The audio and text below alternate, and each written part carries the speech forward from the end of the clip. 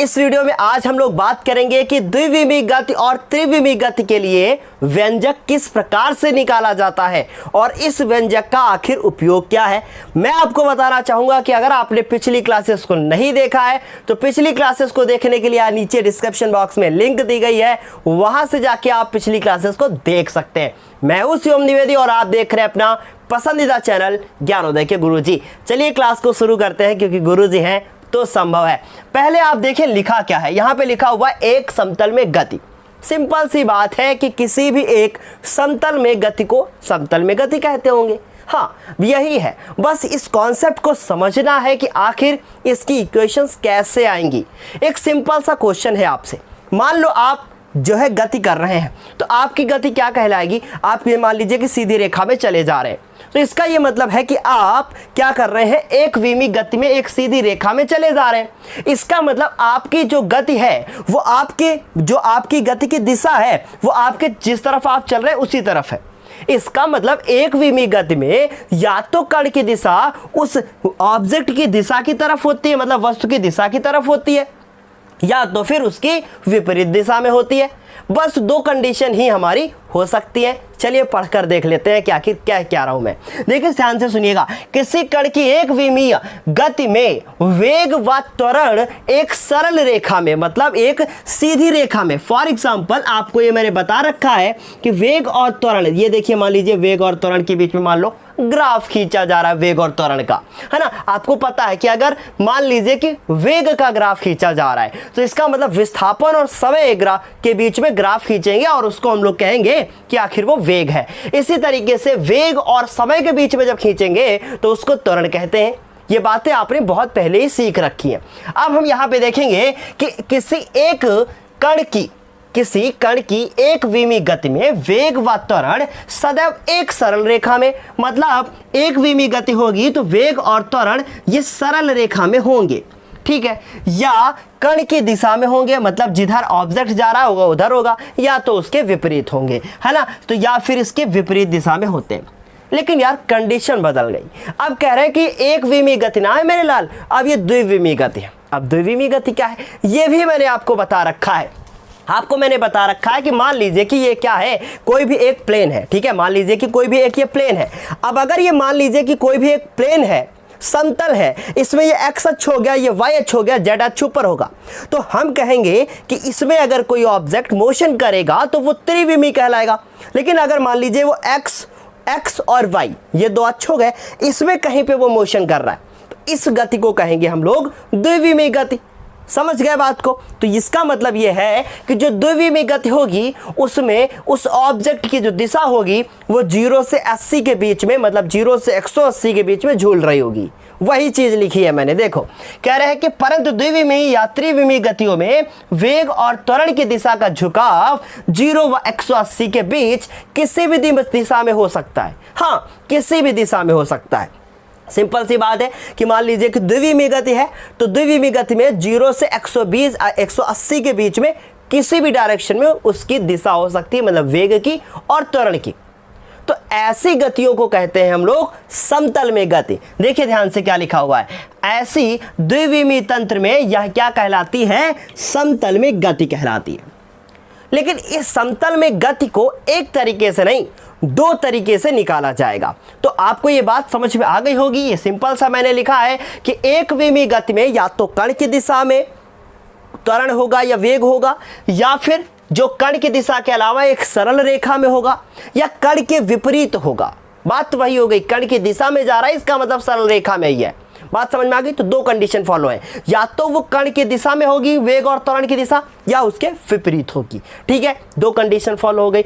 उसके बाद अब हमसे बोला गया है कि लेकिन द्विविमीय और त्रिविमीय में ऐसा ना होता है। ऐसा नहीं होता है का मतलब जो वेग और त्वरण की दिशा होगी वो 0 से 180 के बीच में होगी।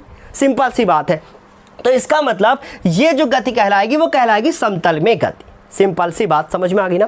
कहने का मतलब है ये एक्स एक्स है, ये वाई वाई है। अगर कोई ऑब्जेक्ट इसमें है तो इसका मतलब 0 से 180 के बीच में है।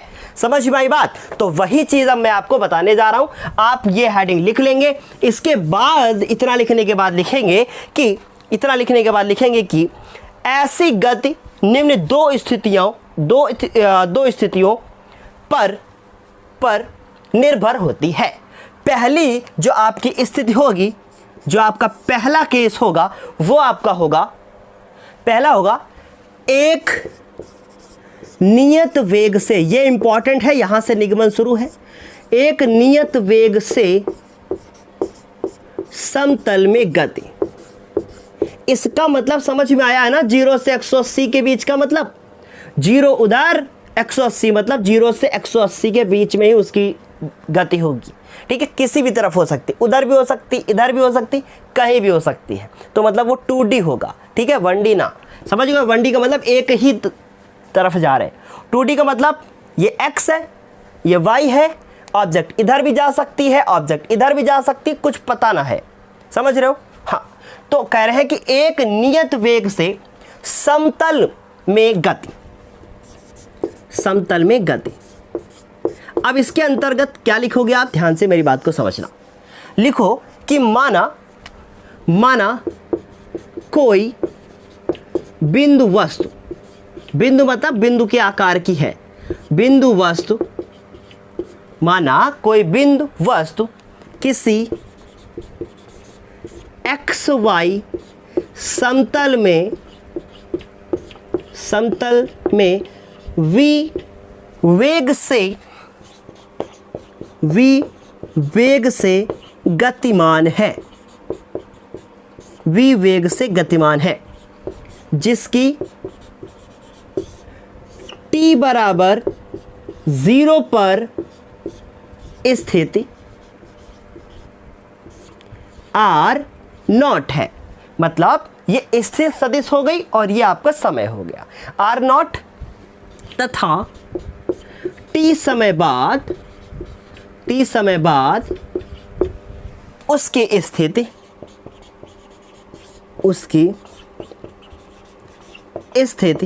अब जो है कुछ समय बीत चुका है, तो उसकी स्थिति r हो जाती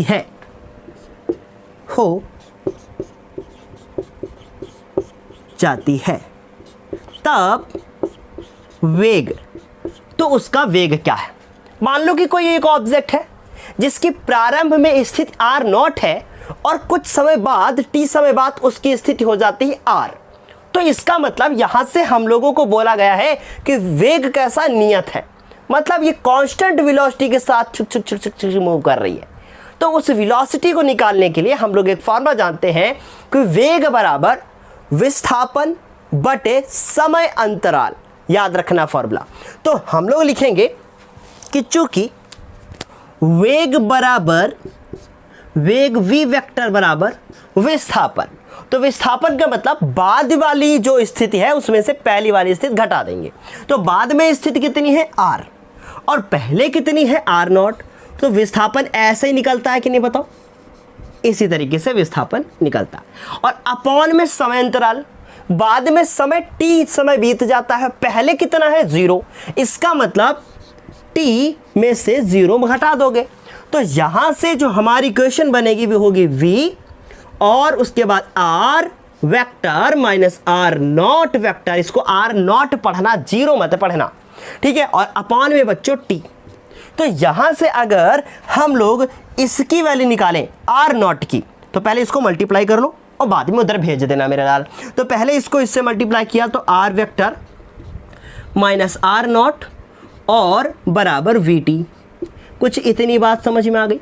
अब इस r0 को उधर भेज दो, इस इक्वेशन का यूज करना है जब कोई भी एक वस्तु नियत वेग से गति कर रही हो, तो r वेक्टर बराबर r0 वेक्टर प्लस v और t, ये एक इक्वेशन हो गई है जिसका यूज आगे हम लोगों को करना है। फिलहाल आपकी एनसीईआरटी बुक में इसके बारे में डिटेल से बात ना की गई है, पर मैंने आपको यहाँ पे बता दिया क्योंकि इसका यूज आगे मिलने वाला है। अब आपकी एनसीईआरटी बुक में पड़ा हुआ है हेडिंग कि एक समतल में गति, ठीक है, उसके बाद फिर ये वाली लाइन वहां से मिसमैच है, वहां से हट चुकी है, लेकिन इसका यूज किया गया है इसलिए मैंने आपको बता दिया। अब बच्चों जो दूसरी हेडिंग मैं अब डालने जा रहा हूं इसी के अंतर्गत है, वो है एक नियत त्वरण से समतल में गति, जो कि मोस्ट इंपॉर्टेंट है, इसलिए उसको इंपॉर्टेंट लिख लेना, ठीक है। और उसका यूज भी बहुत ज़्यादा इंपॉर्टेंट है। चलो जल्दी से स्क्रीनशॉट ले लो। अब मैं जो करने जा रहा हूँ ये सबसे ज़्यादा इंपॉर्टेंट है। आपकी हेडिंग होनी चाहिए नियत त्वरण। ये बहुत ज़्यादा इंपॉर्टेंट है बच्चों, ध्यान देना यहाँ पे। नियत त्वरण से समतल में गति, ये बहुत ज़्यादा इंपॉर्टेंट है। मैं बार बार कह रहा हूँ ये बहुत ज़्यादा इंपॉर्टेंट है और इसे एक एक वर्ड आपको अच्छे से समझना है। नियत त्वरण से समतल में गति, माना कि कोई एक वस्तु है, तो हम लोग यहाँ पे लिखेंगे माना कोई वस्तु एक समतल, एक XY समतल, माना कि कोई वस्तु XY समतल में एक समान त्वरण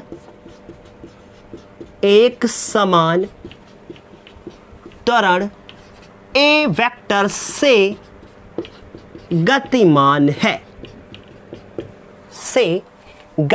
है, जिसका t बराबर 0 पर वेग v0 तथा t समय बाद वेग v हो जाता है। बच्चों इंपॉर्टेंट है, मैं फिर कह रहा हूं, इसलिए बहुत आसानी से और आराम से लिखना, जहां डाउट हो बोल देना। फिलहाल डाउट होगा ही नहीं। तो अब हम लोगों को लिखना है त्वरण। अतः त्वरण, और त्वरण A वेक्टर बराबर क्या कहता है, मेरा ये मार्कर ना कुछ थोड़ा ढीला हो गया है, ठीक है। A वेक्टर बराबर चेंज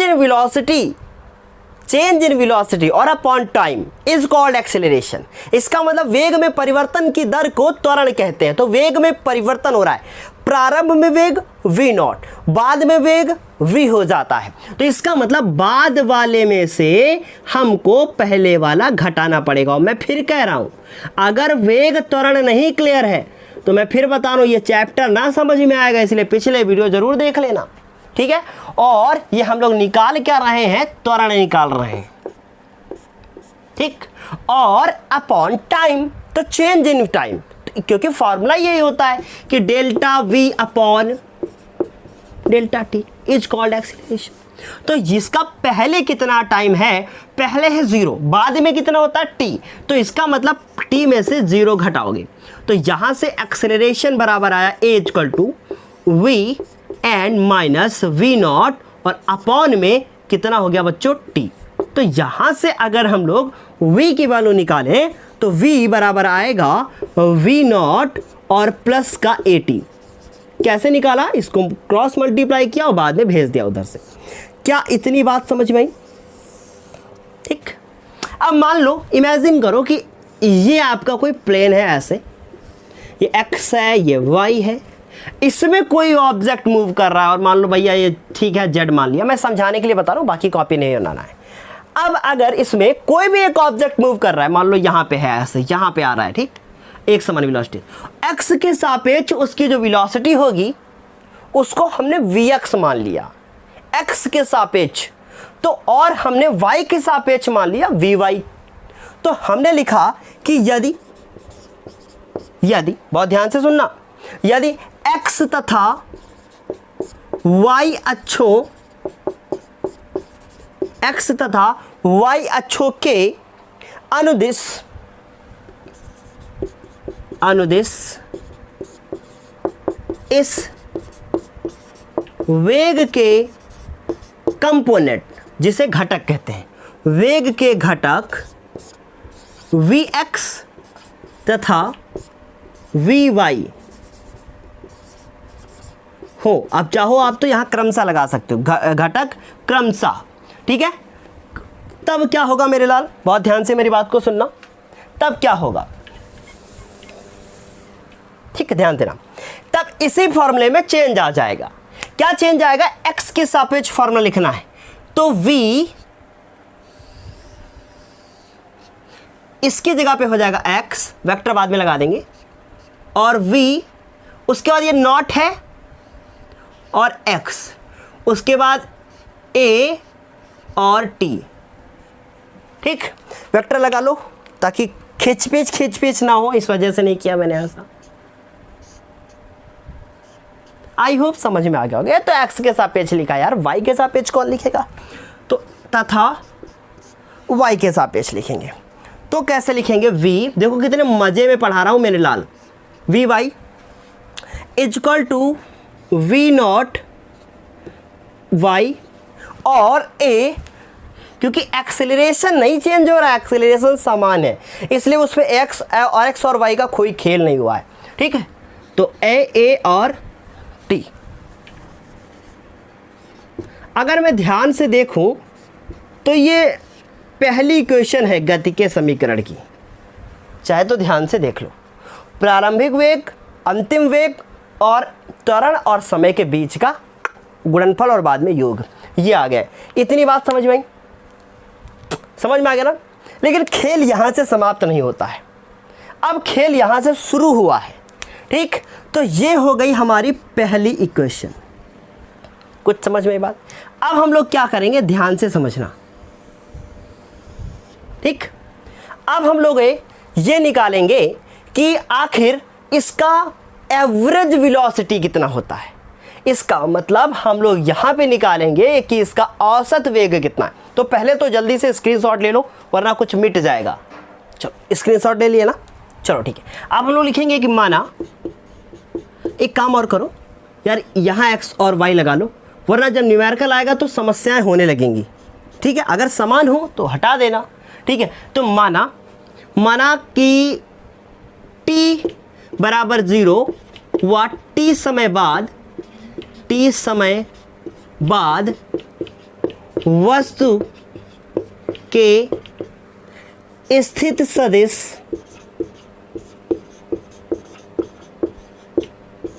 क्रमशः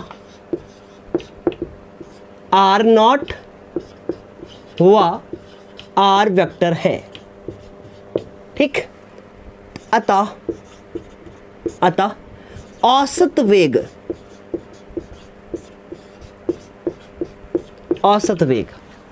ध्यान से समझना।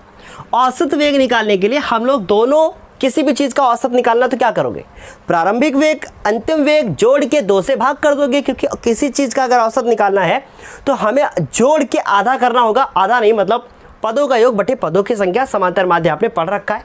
तो आधा का मतलब है कि 2 लोगों को जोड़ा है तो 2 से ही डिवाइड करोगे, अगर 3 लोगों को जोड़ते तो 3 से करते। इसका मतलब जो उसका वेग है अंतिम और जो है प्रारंभिक, उनको दोनों को जोड़ के 2 से डिवाइड करना, ये आ गया औसत वेग। समझ में आई बात? अब लेकिन हम लोग एक फॉर्मूला जानते हैं, विस्थापन बराबर, है ना, एक फॉर्मूला होता है विस्थापन का। क्या होता है विस्थापन का फॉर्मूला? विस्थापन का फॉर्मूला होता है वेग गुणे समय। ये कहाँ से निकाला? दूरी बराबर चाल गुणे समय से। ठीक है, यार जुबान फिसल गई तो हंसना मत। ठीक है, तो हम लोग लिखेंगे चूंकि विस्थापन बराबर, ये दूरी वाले से निकाल रहे हैं, विस्थापन बराबर औसत वेग, मतलब चाल, औसत वेग गुणे समय अंतराल। तो अब बताओ इसका विस्थापन है क्या? विस्थापन अभी हम लोगों ने निकाला था, इससे पहले वाला जो मिटा दिया हम लोगों ने। तो विस्थापन मतलब r vector minus r not vector, ये विस्थापन हो गया। औसत वेग निकाला ही है, v plus v not upon में 2 वेक्टर। और समय अंतराल मतलब दोनों का अंतर, तो t माइनस 0, प्रारंभ में 0 और कुछ समय बाद t। ठीक है, तो इतनी बात समझाई। इसको थोड़ा सा हल करेंगे, थोड़ा सा हम इसको साफ कर रहे हैं बच्चों। ठीक है, थोड़ा साफ करते हैं। ठीक है, आप लिख लेना।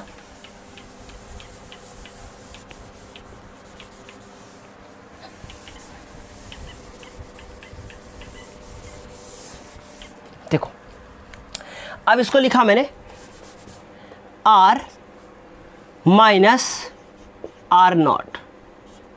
ठीक, इसको ऐसा करो, v plus v not upon में 2 और इंटू में टी बचेगा तो इंटू में टी, ठीक। लेकिन हम लोग जानते हैं समीकरण नंबर 1 अभी देखो आपने लिखा था यहाँ पे, जो मैंने मिटा दिया है, लिखा था मैंने कि v बराबर v not plus a t, तो वही लिख दो इस v की जगह पे v not plus a t, तो यहाँ लिख दिया मैंने समीकरण नंबर 1 से, ठीक। और अभी लिखा नहीं, अब लिखूंगा, तो इस v की जगह पे क्या लिखेंगे, v not plus a t और उसके ऊपर ए के ऊपर वेक्टर और वी नॉट के ऊपर वेक्टर, और एक वी नॉट पहले से है देख लो, ठीक। अब इस वी नॉट को वी नॉट में जोड़ देंगे, आंसर हो जाएगा 2 वी नॉट और प्लस का ए टी अपॉन में 2 और उसके बाद इंटू में टी, ये वाला टी भी रहेगा, बाद में करेंगे इसको इंटू में टी, और इधर हो गया r vector minus r not vector, r vector minus r not vector अलग अलग कर दो, इनको टी से गुणा भी कर दो और अलग अलग कर दो, तो इसको टी से गुणा भी करते जाओ, 2 से 2 कट भी जाएगा, ये कट जाएगा लेकिन उसके साथ रह जाएगा, पहले अलग अलग करो, तो इसमें से अलग अलग करेंगे तो 2v ऐसे होगा अपॉन में 2 होगा और उसके बाद a होगा, t होगा अपॉन में 2 होगा, अब साथ ही साथ t से गुणा भी करते जाओ, ये t होगा, यहाँ पे t स्क्वायर हो जाएगा, ठीक है, समझ में आई बात। अब मैं इसको साफ कर रहा हूँ, डायरेक्ट लिख रहा हूँ, तो यहाँ लिखूंगा मैं v नॉट और उसके बाद t और प्लस ए टी स्क्वायर, ठीक है, और आगे यहाँ पे हो जाएगा 1/2, तो ये बन गई हमारी इक्वेशन। समझ में आई कुछ बात, इसको उधर भेजो, तो आर वेक्टर बराबर आर नॉट वेक्टर प्लस ये हो गया आपका वी नॉट नाना plus v not t plus half a t square. कुछ इतनी बात समझ में आ रही है, सिंपल सी बात है, समझ में आई होगी। ये आखिर हमने निकाला क्या है, ये हमने स्थिति सदिश निकाला है। ये स्थिति सदिश का मेन फॉर्मूला है जो कि द्विविमीय गति के साथ साथ त्रिविमीय गति में भी लागू होगा। समझ में आई बात। तो अब ये हमने जो निकाला है r बराबर, ये हमने x और y दोनों का निकाल दिया है। तो अब हम लिखेंगे कि अगर x और y के अलग अलग कंपोनेंट मतलब अलग अलग घटक हो तो इसमें क्या होगा, r की जगह पे अगर r का सदिश माने, मान लो फॉर एग्जांपल ऐसे, ठीक है, यहाँ पे कोई एक ऑब्जेक्ट यहाँ पे है।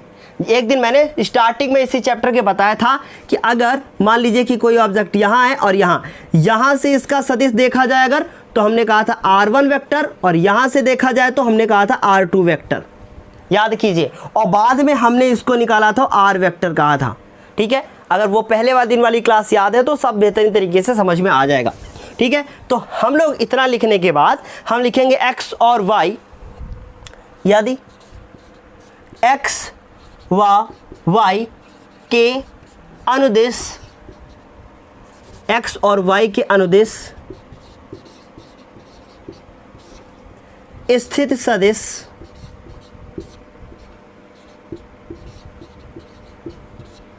सदिश क्रमशः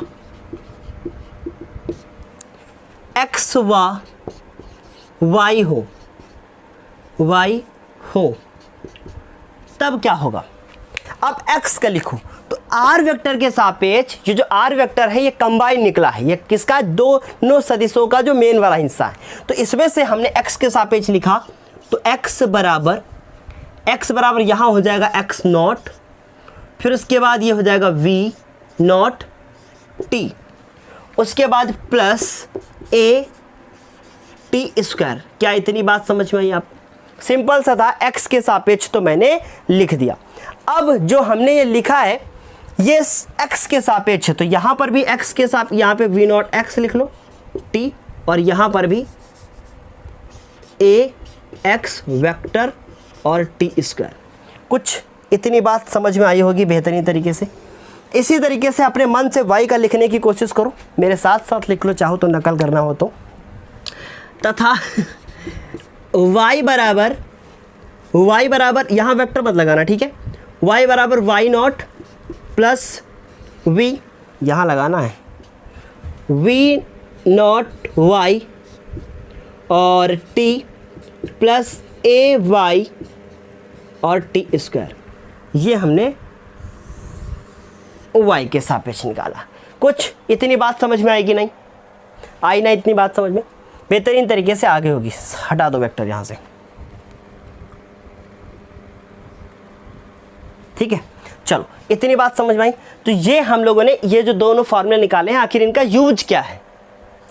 इन दोनों समीकरणों से हमें ये पता चलता है कि x और y के सापेक्ष जो गतियों के समीकरण हमने निकाले हैं ये पूर्ण रूप से अनिर्भर है।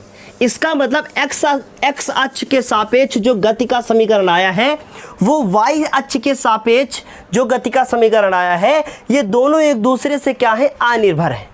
तो यही लाइन हम लोग नीचे लिख देंगे कि दोनों समीकरणों की विवेचना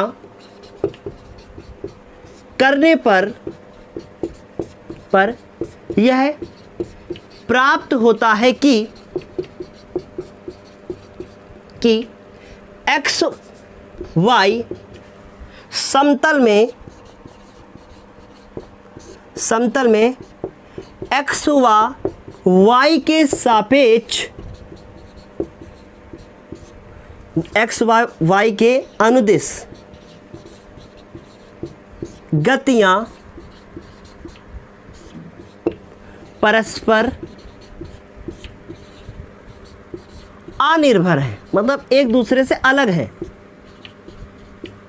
समझ में आई बात? देखो कोई भी इनका कुछ भी मैच कर रहा है क्या? कुछ भी नहीं, कुछ भी नहीं मैच कर रहा है।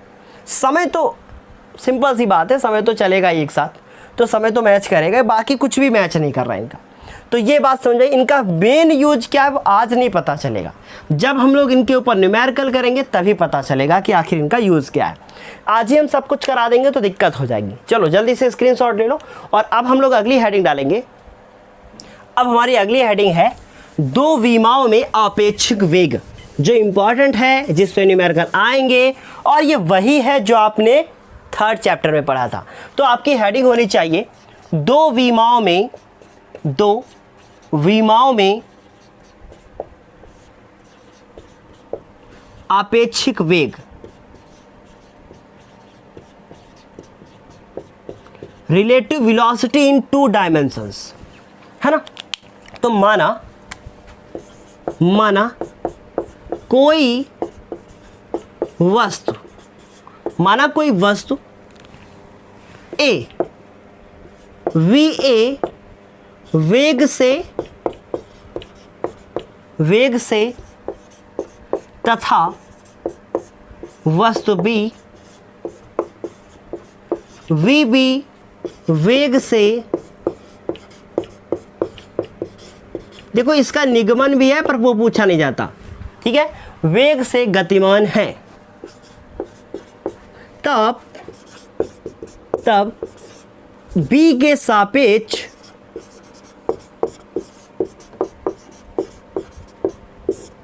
ए का वेग, बी के सापेक्ष ए का वेग। इसका मतलब हमसे कहा जा रहा है कि वी ए बी निकालिए, किसके सापेक्ष? बी के सापेक्ष ए का वेग। तो v A minus v B,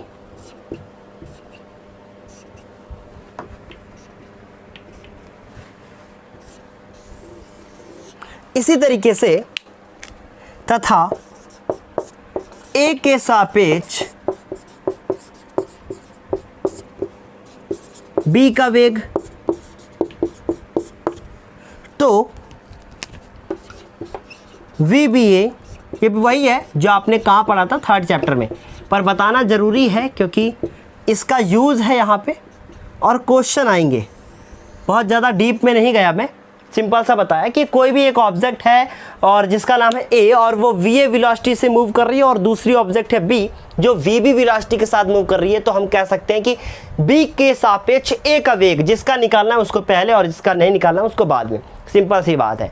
ये सापेक्ष वेलोसिटी का खेल क्या है थर्ड चैप्टर में मैंने बता रखा है कि मान लीजिए कि आप ना बिल्कुल यहाँ पे खड़े हैं, आपके सामने कोई ऐसे मूव करके जा रहे हैं, वो आप उसको देखोगे तो इसका मतलब है आपके सापेक्ष उसकी वेलोसिटी, वो आपको देख रहा है, इसका मतलब वो देख रहा है, तो वो कह रहा है अच्छा मैं मूव कर रहा हूँ, वो मैं मतलब मैं, वो कह रहा है कि वो मतलब नेमो, यार याद कर लिया आज मैंने नेमो को। नेमो कह रही है कि लो शिवम सर खड़े हैं, सर नहीं कहते फिलहाल वो, तो शिवम खड़े हैं और वो उनकी वेलोसिटी 0 है, तो वहाँ से वो मेज़र कर रही है, मतलब वो कह रही है कि सर के सापेक्ष मेरी वेलोसिटी, और मैं कह रहा हूँ कि फिर कहा सर यार, और मैं कह रहा हूँ कि मेरे सापेक्ष, ठीक है, या उसके सापेक्ष मेरी वेलोसिटी। तो यहाँ पे वही अंतर है कि अगर मैं देख रहा हूँ वेलोसिटी तो मैं कहूँगा मेरे सापेक्ष, वो देख रही है तो कहेगी वो मेरे, जो है मैं अगर देख रहा हूँ वेलोसिटी तो मैं कहूँगा नेमो के सापेक्ष, नेमो देख रही है तो नेमो कहेगी सर के सापेक्ष मेरी वेलोसिटी। समझ में आई बात? तो यही खेल है, बाकी कुछ नहीं है, सिंपल सी बात है, और यही है जो हमने 3rd चैप्टर में पढ़ा। कुछ समझ में आया कि नहीं? सिंपल सी बात है, अगर आ गई है तो अच्छी बात है, हम लोग आगे बढ़ते हैं। अब बच्चों मैं जानता हूँ कि ये सब वेलोसिटी का खेल ना आपके ऊपर से जा रहा है, कुछ समझ में नहीं आ रहा है, जानता हूँ मैं ये बात, पर अभी जब मैं इसके न्यूमेरिकल कराऊंगा तो ये सारे के सारे कॉन्सेप्ट ना एकदम दिमाग में घुसने लगेंगे। और न्यूमेरिकल इंपॉर्टेंट है, वो कहेंगे बारिश हो रही है, वो अपना छाता कैसे रखे, इस तरीके के क्वेश्चन है जो मैं अभी कराऊंगा, और सारा डाउट आपका क्लियर हो जाएगा। अभी नहीं, मतलब अगले वीडियो में कराऊंगा। फिर एक बार बता रहा हूँ, पिछले जो वीडियोस हैं उनको देख लीजिए, और जो अगला वीडियो आने वाला है वो हमारा है प्रोजेक्टाइल मोशन के ऊपर, प्रक्षेप गति के ऊपर। तो यहाँ से वेक्टर आपका थोड़ा पीछा छोड़ेगा, और अब हम लोग प्रोजेक्टाइल मोशन की ओर जाएंगे, प्रक्षेप गति की ओर जाएंगे, जो कि इंपॉर्टेंट है। उसकी ऊंचाई क्या है, विस्थापन क्या है, बहुत सारी चीज़ें हैं। ठीक है, चलो इस वीडियो में आज ही इतना ही, फिर मिलेंगे हम लोग अगली क्लास में। तब तक के लिए bye bye, take care, best of luck.